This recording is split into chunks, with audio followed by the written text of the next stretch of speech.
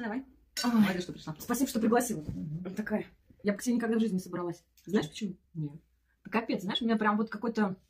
Мне аж стыдно иногда на улицу выходить. У меня волосы так быстро растут вот выше верхней губы. Я просто... Ульяна, я просто... Да, Д'Артаньян.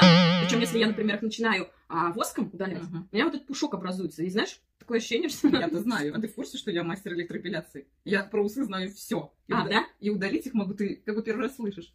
Слушай, а я не знала, что их вообще можно удалять. Ты почему еще не у меня на процедуре?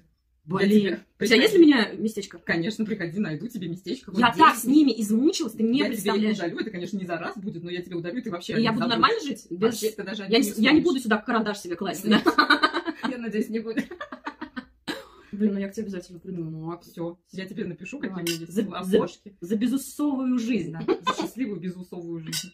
Глядишь, и жениха найду. Пусть усы с усами. Или Пуаро.